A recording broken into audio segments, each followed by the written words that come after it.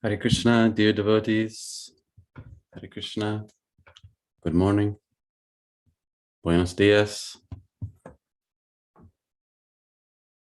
Доброе утро. Konnichiwa.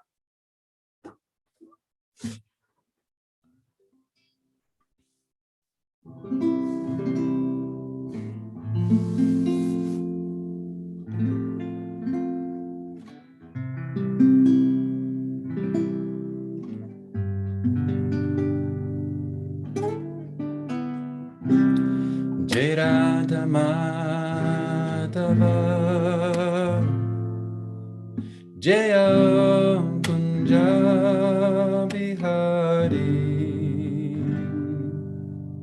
Jaya Radha Madhava Jaya Kunja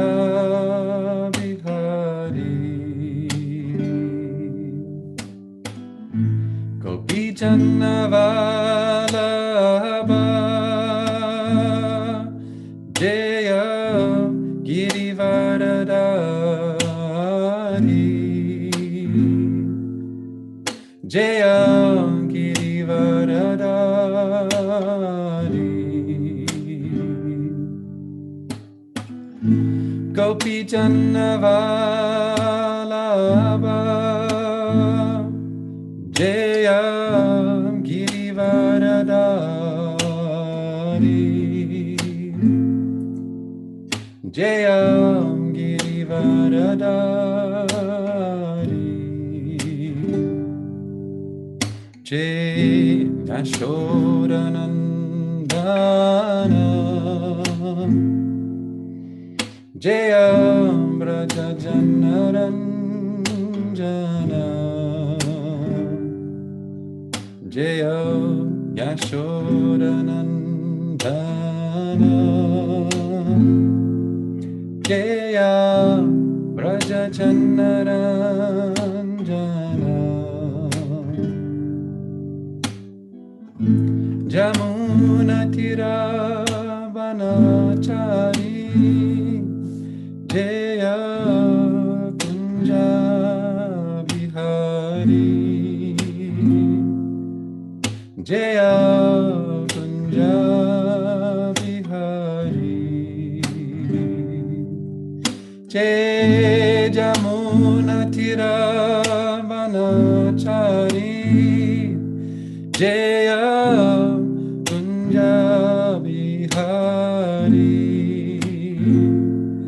Jaya Kunja Bihari Jaya Jaya Radha Madhava Jaya Kunja Bihari Jaya Radha Madhava Jaya Kunja Bihari Jaya Gopi Jannavalabha Jaya Girivaradari Jaya Girivaradari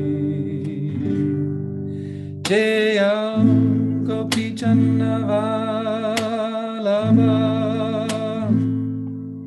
Jaya Girivaradari Jaya Girivaradari Jaya Jaya Yashodanandana Jaya Braja Janaranjana Jaya Yashodanandana Jaya Braja Janaranjana Jaya Jamuna Tira Vanachari Jaya Kunja Bihari Jaya Kunja Bihari Jaya Jamuna Tira Panachari Jaya Kunja Bihari Jaya Jaya Kunja Bihari Jayam Radha Madhava Jaya Kunja Bihari Jaya Jaya Radha Madhava Jaya Kunja Bihari.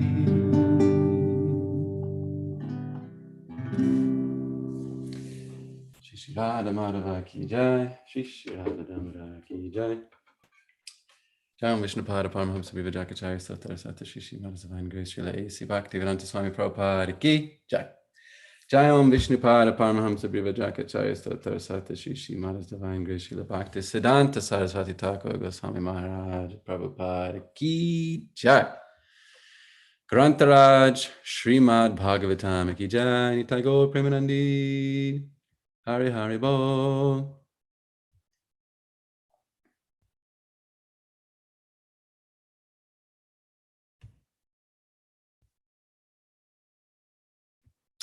Any questions?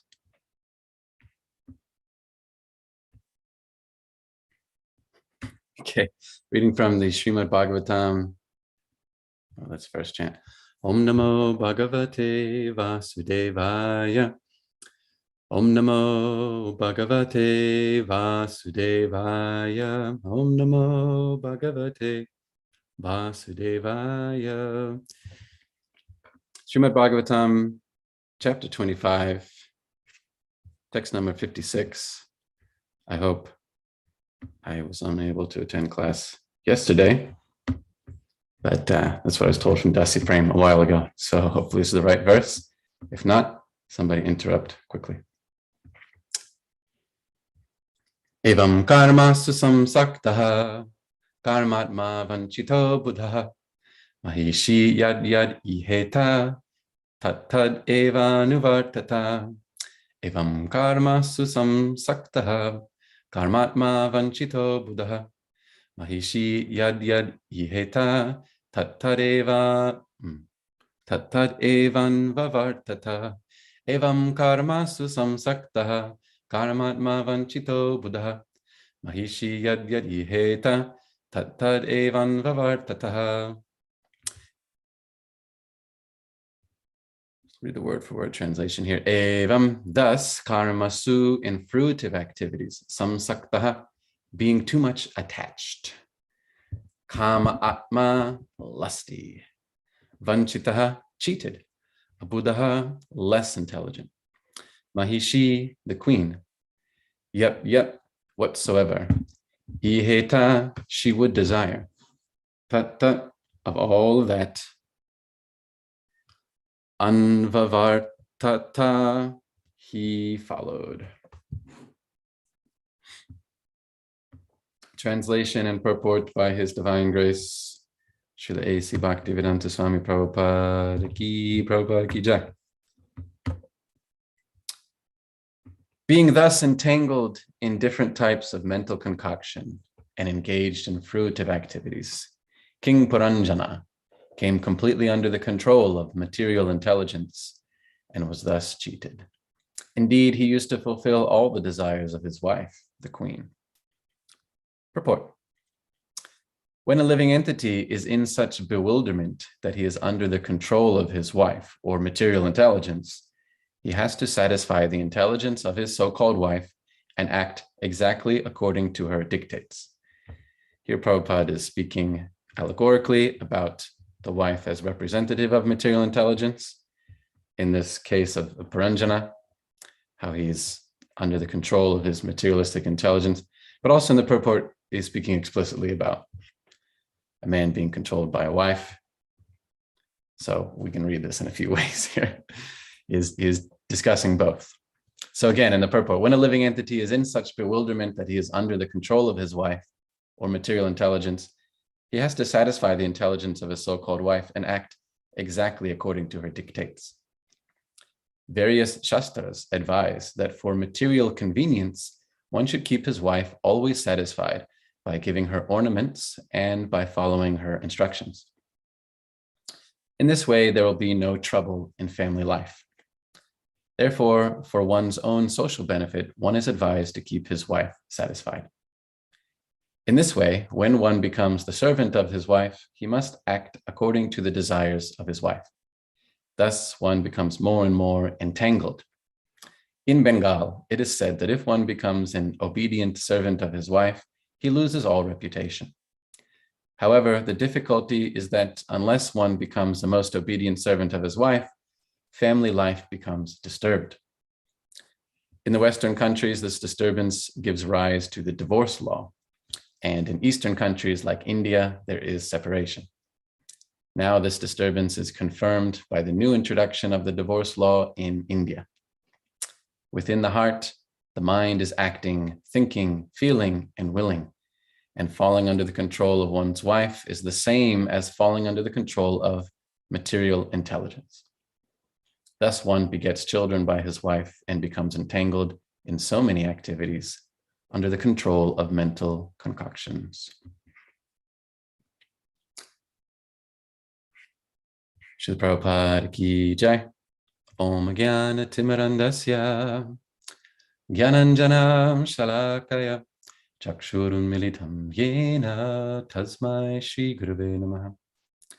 Shri Chaitanya Manobishtam Stapitam Yena Bhutale Swayam Rupa Kadamahyam Tadati Svaparantikam Vandeham Shri Guru Shri Yuta Parakamalam Shri Gurun Vaishnavam Cha Shri Rupam Sagrajatam Sahagana Raghunathan Vitam Tam Sajivam Sadvaitam Savadutam Parijana Sahitam Krishna Chaitanya Devam Shri Radha Krishna Paran Sahagana Lalita Shri Vishakanvitam Cha He Krishna Karuna Sindhu Dinabandhu Jagapate Gopesha Gopika Kanta Radha Kanta Namostate Tapta Kantana Gaurangi Radhe Vrindavaneshwari Vrishabhana Sutta Devi Pranamami Hari Priye Vanchakapatarubhyascha Kripa Sindhubhya Evacha Patitanam Bhavanebhyo Vaishnavebhyo Namo Namaha Jaya Shri Krishna Chaitanya Prabhu Nityananda Shri Advaita Gadadhara Shivasari Gaura Bhakta Vrinda Hare Krishna Krishna Krishna Hare Hare Hare Rama Rama Rama Hare Hare. Let me first offer my very respectful obeisances to the lotus feet of His Divine Grace, Srila A.C. Bhaktivedanta Swami Prabhupada, delivered Srimad Bhagavatam to us. And he came across the ocean on a steamship. Was it a steamliner? Wow, it's a long time ago, huh? I don't think there's any more steamboats anymore. Anyway, he came across the ocean on a boat. And I've been on the ocean on a boat, and it's not very pleasant. So, glories to Srila Prabhupada, who delivered Srimad Bhagavatam. He didn't just bring the transcendental science of bhakti and Krishna consciousness. He didn't just bring pure love of God, although that's certainly the most valuable thing, and he made it easily available. But he also brought all sorts of, I'll say advice. I can't call it instruction because we haven't been following it very well, but he gave all sorts of advice on social order and relationship success and financial success and all sorts of things. He gave all sorts of valuable knowledge. And we would do well to try to apply it someday. As many of you heard, Prabhupada would sometimes say that 50% of his mission is incomplete because of you don't yet have varnashrama. Maybe someday we'll do it. But we've certainly focused on the very important part of Krishna Bhakti, going back home, back to Godhead. Still, in this purport, Prabhupada is commenting on both, which is really quite remarkable. As we know, the story of King Paranjana is allegorical.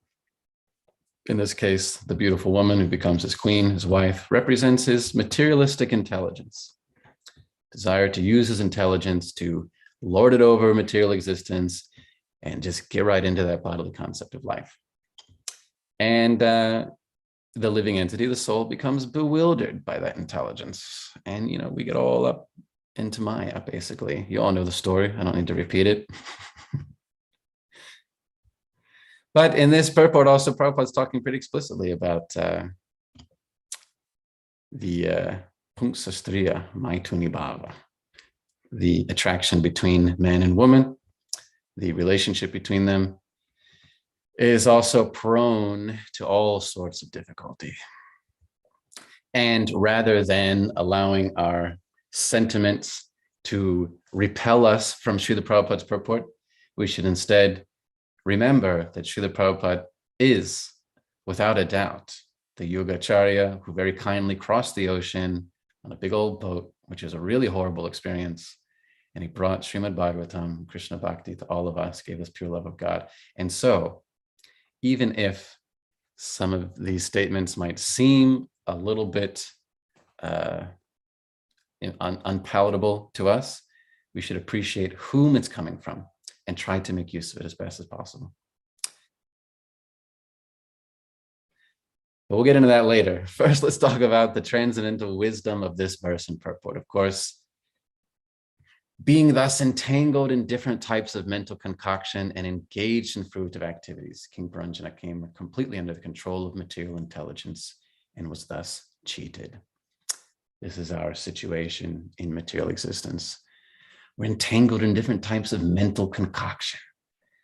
We're just coming up with all sorts of brews, all sorts of varieties and combinations of material pleasures, thinking, well, I've tried this thing, and if I've tried that thing, but I've never tried them at the same time. We think that we're brilliant, Well, I've tried this thing and I wasn't happy, and I tried that thing and I wasn't happy. But if I do it in a different country, then it'll be totally different. So we're always concocting, in the fertile factory of our brain, concocting all sorts of ideas about what's going to make us happy, instead of learning from the happiness expert, Krishna. Instead of learning from the love expert, we're thinking, well, I'm going to come up with some new formula, and I'll patent it, and then I'll sell it on social media. That's the whole thing now. You got to patent and sell your formula for happiness on social media. And people will literally pay money, to, get on your course, happiness course. And I know a woman who did that in Australia. She was coming along in our ashram program for a while.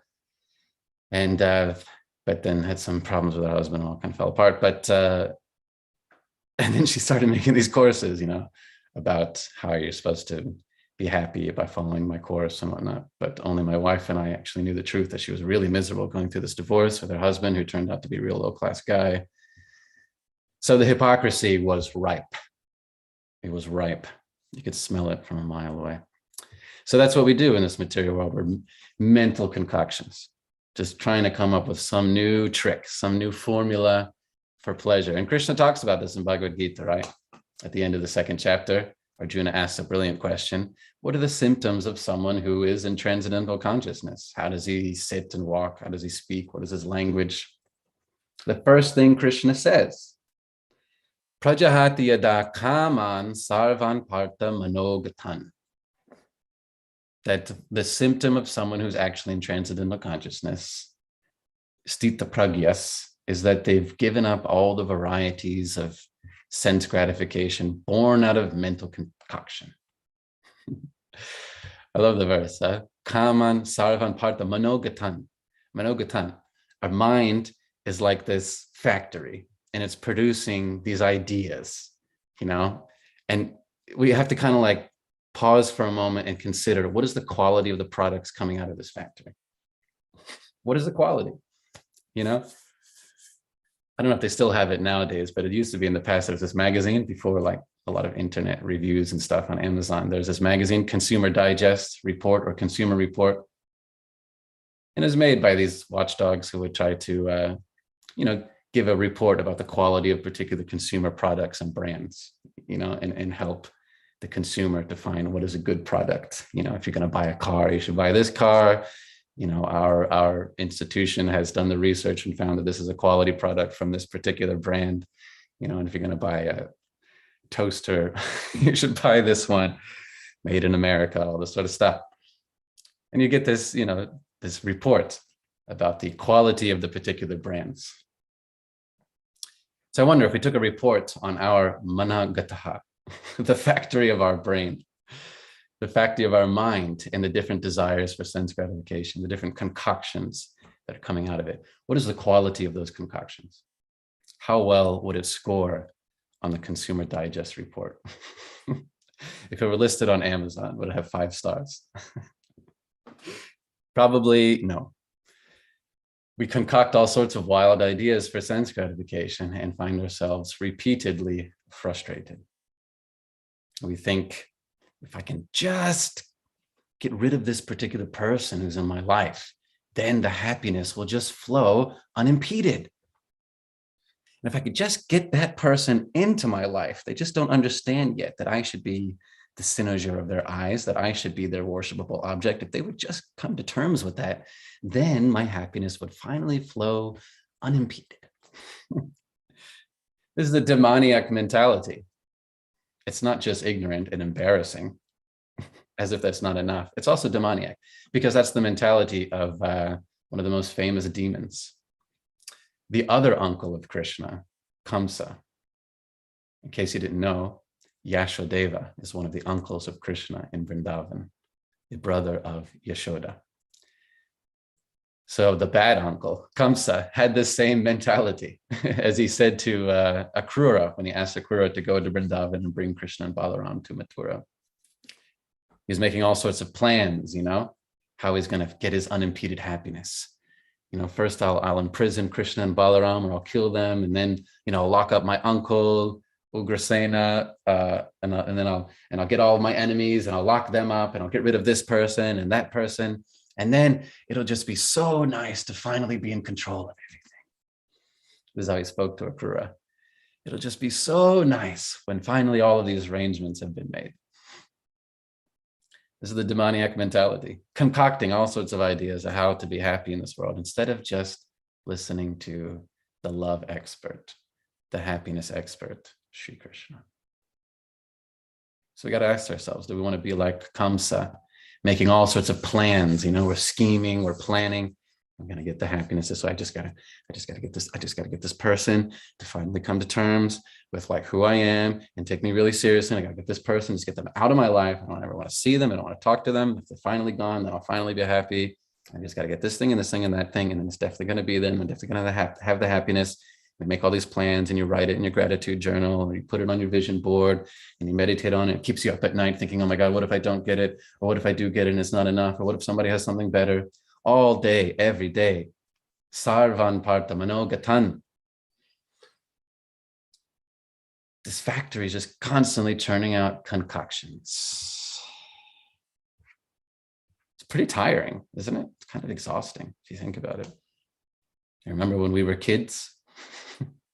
When you were a child, there are some things that you thought were absolutely essential for your happiness. You had it all worked out in your brain. Just mom and dad just got to give me this, and then I'll finally be happy. Now we look back on it and we think, it's just silly. I wanted some little plastic toy or whatever. And then we become teenagers, and then we have a different type of concoctions, a different brand of concoctions, usually having something to do with our, puberty desires. Oh, if she would just see me, then she's everything. Oh, if I could just get her in my life. Oh. And then we look back on it now in our adult life and think, how embarrassing. Can't believe I said that to some girl in high school. So are we going to look back on this period of our adult life and also say, why was I still just trying to concoct so many material desires and actually being cheated? Why not just listen to the pleasure expert, Krishna? So that's the difference between material intelligence in this analogy represented by the queen, the beautiful woman that King Paranjana comes under control of, and spiritual intelligence. Spiritual intelligence concludes, let me serve Krishna. Let me experience the pleasure that Krishna experiences. By serving Krishna with love, actually, we enjoy even more than Krishna. That's spiritual intelligence, to make that conclusion, to concoct, how will I serve Krishna? Rather than the concoctions for different varieties of material enjoyment and different combinations in different places and at different times. Let us concoct, how can I serve Krishna in different ways, in different places, in different times? How will I increase Krishna's pleasure? How will I expand Krishna's enterprises? And we can also use our intelligence to come up with ways to do that. Thinking, it was totally ecstatic to distribute this book to that guy that I met. And then he read it and he had some nice comment. Well, what if I did 2 books? It'll be twice as ecstatic. It was totally wonderful to have that kirtan with the devotees. Well, what if I did it even more? We use our spiritual intelligence to connect with Krishna's happiness, with Krishna's pleasure. What if I made arrangements for all the devotees to come together, to chant, to share prasadam, Krishna Katha? What if I increased the size of the community of the devotees? This is using our spiritual intelligence. It looks very similar, concocting all sorts of ideas. But one is connecting to the origin of pleasure, Rama, Krishna.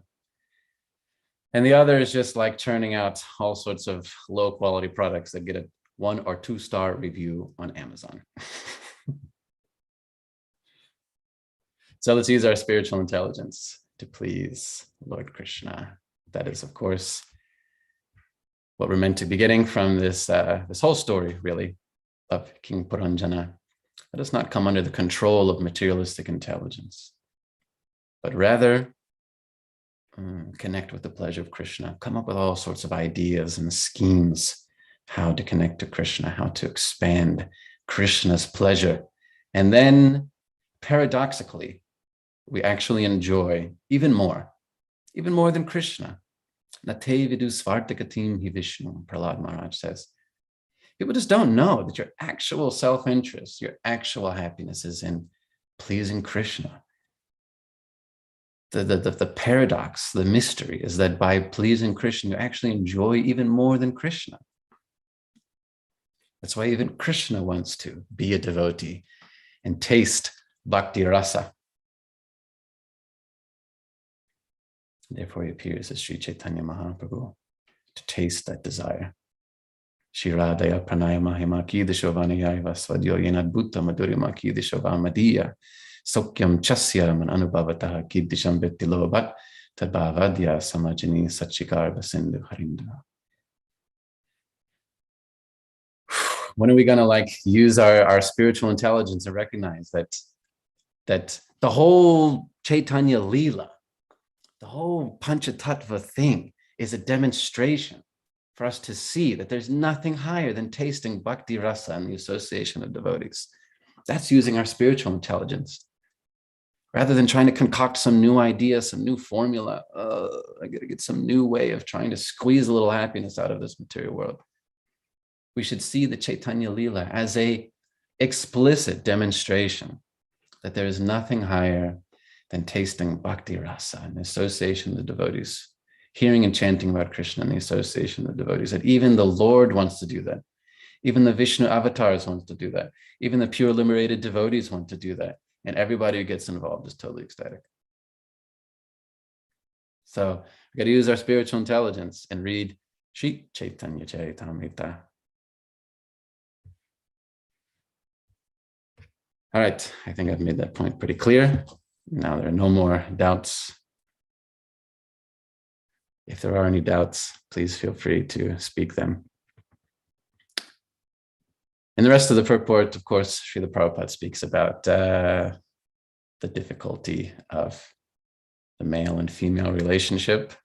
It's full of bliss and full of stress, and sometimes they're happening at the same time, and it can be a little overwhelming, and it can be pretty exhausting, and it can also be very beneficial. There's a whole lot to say about that. But here, of course, Prabhupada is saying that various shastras advise that for material convenience, one should keep his wife always satisfied by giving her ornaments and by following her instructions. Previously, we read that verse explicitly in Manu Samhita, wherein Manu says that one should honor the female relations, particularly the wife, on holidays with all sorts of gifts of ornaments and dress and nice food and things like that. So I always try to do that personally. I'm not really into like birthdays or obligatory gift giving days, I don't really like get into the whole Valentine's Day thing. And if it's your birthday, it's like, it seems to me more like your mother should celebrate because mothers do all the work on birthdays. So I like to agitate my wife a little bit by not giving her gifts on those days. But on Krishna holidays, that's when I like to give the gifts. So on Janmashtami, Gaur Purnima, so many things. That's when I shower her with gifts, because that's what it says in Manu Samhita. I don't recall it saying anything about birthdays. Until someone shows me a shloka, then I'm not going to get into the birthday bhava. So if we do this, then there won't be any trouble in family life. Of course, here's the little challenge for a lot of people in relationships is that, we get involved in our spouse and we try to keep them happy. But if we become controlled by that need or desire to keep them happy, then actually we lose out on our spiritual intelligence. It can compromise our Krishna consciousness as well. So in a relationship, we have to please our partner, of course, but also please our eternal partner, our original partner, Sri Krishna. That takes some finesse. That takes some balancing. And it can take many years or even decades of working with each other to figure out how to do that. There are times when, one partner in the relationship, one of the spouses feels, I need more attention, I need more love, I need more care. And then, the next day it'll flip and the other person feels like they need more care or attention or something. And then, we're always just trying to find some balance. Like we're in a boat on the ocean and there's big waves. And when there's big waves, sometimes the bow is up higher and then in the next moment the stern is up higher and then they're just kind of going back and forth. And then it's rocking side to side on the port and starboard side. And we're all just trying to stay balanced as much as possible while the waves of material existence are rocking us here and there. But gradually, for everyone who's a grihasta, the point is to get over it, get out of the ocean. Although it's very helpful to have many people on the sailboat. And I know, because I said in the beginning, I did actually sail through the Tasman Sea for 7 days, and it was the worst 7 days of my life. And, you got to have a few people on the boat. It's hard to do it by yourself. It's possible. You could sail, 40-foot, 50-foot boat by yourself. It'd be pretty hard, though. You got to pull all this rigging, and you got to turn the wheel this way and get the rudder going that way, and then you got to lock in that sail this way, and then you got to get the jib over here, and you got to get the spinnaker. I can't remember all the different sails. You could do it by yourself, but it's pretty hard. It can get pretty challenging. It's nicer to have other people on the boat. So similarly in Grihastha Ashram, it's nice to have some help. It's nice to have a partner to suffer with you. Actually, that's the reason why I married my wife, Nandini Lalita, because when we met in Los Angeles, she said, my guru, Chaitanya Chandracharan Prabhu, said that Grihastha life means better to suffer together. You'll suffer alone, but better to suffer together. So I thought, okay, this girl's pretty smart. She got it down. We'll suffer together. So similarly on a boat, if you're sailing, it's hard. It's very difficult sailing a boat for 7 days through the Tasman Sea, but it's certainly better to do it with somebody else. So much of Grihastha life is like that. It takes a lot of balance in fulfilling the needs and desires of our partner and our expanding family, but also fulfilling the desire of Krishna. And the whole idea is to make it to port. Just like when you're sailing, you're not just out there for pleasure. You got to make it to that port. You can't just like, let's see what's out in the Tasman Sea. No, there's nothing to see there. You gotta reach your destination. So similarly in family life and grihastha life, it's not just like, well, let's just see what happens. No, we're here for a purpose, to reach the port of Krishna consciousness and get off that boat. I spent 7 days on this boat, and the entire 7 days I was dry heaving over the side. Eventually you expel everything that's in your stomach, but if you're still seasick, you can just continue to kind of go through the motion, although nothing comes out. I don't want to go into too many details, but it was pretty intense.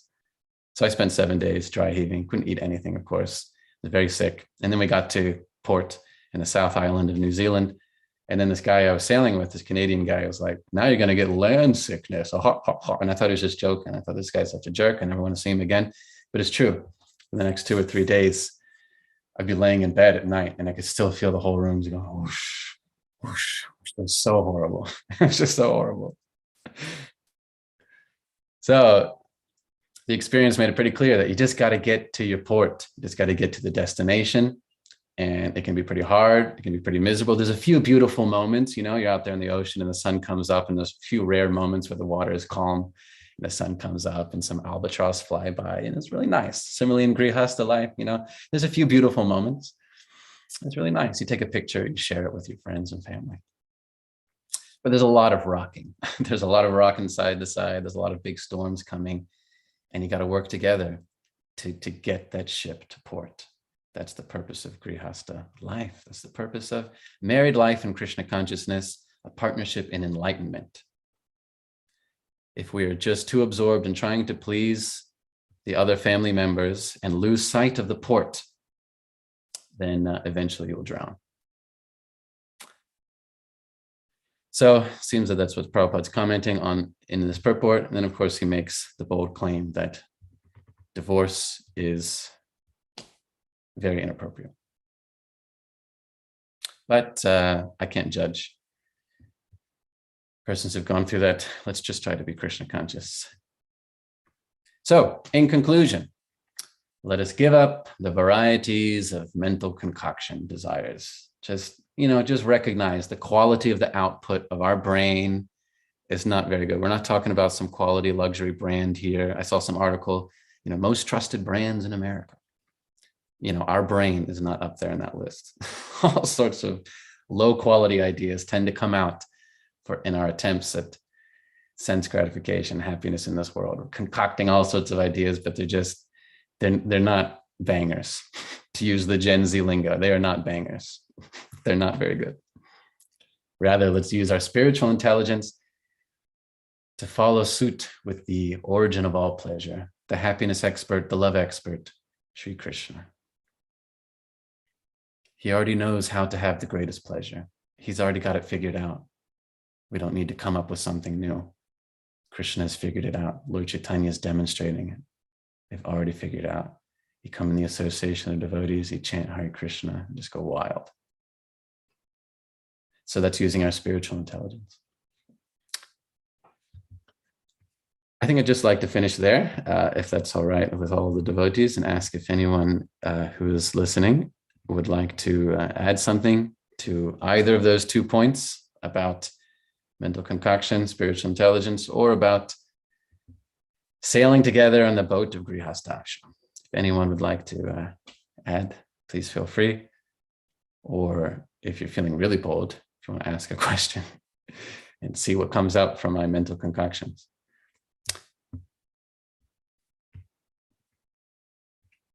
Speak now or forever hold your peace.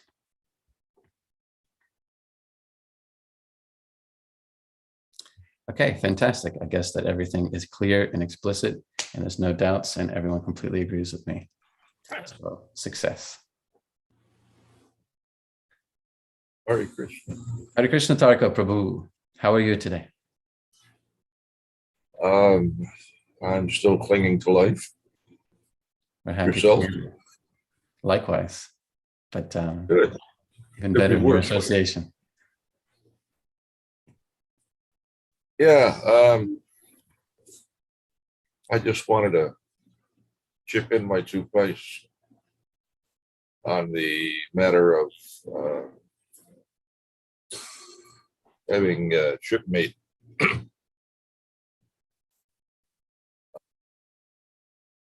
Because what I've seen is that sometimes it's helpful to have a shipmate, and sometimes not. It depends on a bunch of conditions. So if, for example, well, I don't know, if the analogy is not absolute. So in family life,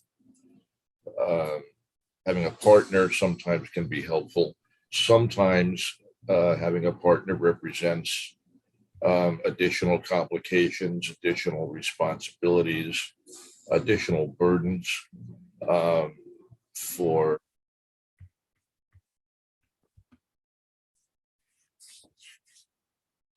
depending upon how your relationship is structured. Somebody may have the primary responsibility for providing for the family. Nowadays, there's all different kinds of arrangements. You never know what you're going to get. But traditionally, of course, it's the responsibility of the husband to provide. And so he accepts a lot of responsibility, and it means sometimes a lot of very hard work. I have this experience of particular phase in the history of ISKCON when we transitioned from the movement being primarily populated by brahmacharis and they were known as at the time. And there was came at a point after Srila Prabhupada's disappearance that there was significant reduction in the I guess the overall level of productivity in the absence of Srila Prabhupada's personal presence, because he pushed us quite hard, not always individually, because pushing thousands of disciples individually through the agency of various leaders. He would push the GBC, the sannyasis, they in turn would push others, and so a lot of pressure. And the devotees also were motivated by love for Srila Prabhupada. They worked very, very hard to try to please him. We were constantly reminded of how we could please him by distributing books, for example. So we worked really hard at distributing books, worked really hard at collecting Lakshmi to support the projects. And for whatever reasons, and there were a number of factors, but at some point after Srila Prabhupada's disappearance, the number of books distributed became less, the amount of Lakshmi collected was less, and it became difficult to maintain some temples, particularly some of the bigger projects. So Manhattan, we had 12-story building. It was very expensive to maintain, and we're pay off the mortgage, and it became very difficult. So the GBC, or at least some of the GBC members, had a discussion in India in which they hatched out a plan, which was to encourage the brahmacharis, and previously the brahmacharis had always been encouraged to remain brahmacharis. There was very strong preaching that way, that you're best off to remain brahmachari. That's a good position for you. Keep your life simple and avoid complications. But then there was a move to encourage the single devotees to get married. The idea was that, Srila Prabhupada had recommended that householders contribute 50% of their income to the temple or to some project or other. So we, the GBC thought, we'll be able to secure, at least we'll have that 50% of their income. They'll get married. They'll become productive because, a man in the association of a woman, he becomes motivated to produce. He wants to provide for his family, and so he develops himself economically. So they thought, well, okay, so with some economic development, we'll have a more steady revenue stream, and we'll be able to maintain the projects. So devotees were encouraged to get married. And unfortunately, they had absolutely no idea what they were getting themselves into, none at all. A little bit of an idea from, what they had heard from Srila Prabhupada's books, but these were devotees who mostly had been devotees from a very young age, pretty much right out of high school. They had no occupational skills or training of any kind, and no idea of what marriage would entail. Came as a big shock for a great many that, my gosh, I thought I was going to have a partner for my preaching projects, but in short order, I discovered that my wife actually really wants to have a family, and then children come along, and all of a sudden there are all kinds of expenses and responsibilities, and pretty soon there's no time left for the preaching projects, and life gets gradually more and more complicated. There's all obligations and range for the education of the children, and the list goes on and on endlessly, but huge complications, and a lot of devotees were really quite overwhelmed, struggling just to find a way to maintain themselves, and working very hard trying to juggle all of the responsibilities. Very, very difficult, very, very stressful. It was an extremely difficult time for a great many devotees for 8 years until things became a little bit more stabilized. But I think it's worthwhile to be aware of the fact that that not in all circumstances does the addition of a partner represent any kind of improvement. In many cases, it actually means just more responsibility, more work, more liabilities, a lot more responsibility. And our practical experience for decades was that for the devotees that transitioned from single life, living on our own to household life, it represented a significant reduction in the level of service rendered. Really significant reduction, and many devotees just disappeared for years while they struggled to try to establish themselves in household life. There wasn't, they struggled to try to maintain Krishna consciousness at home, and their involvement in temple activities diminished to zilch. Very difficult time. In Srimad Bhagavatam, in the 8th canto, I should probably look this up quickly for reference, but I'm looking it up too. 8th canto. 8th canto, the story of Gajendra, right? Mm-hmm. Yes. Okay, so Few chapters. Let's see. Can't remember the exact the number of the verse.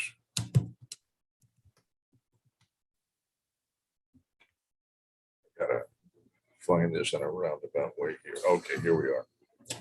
Okay, so this verse was used as a means to encourage the single men in particular to get married, because in many cases they were disinclined to do so.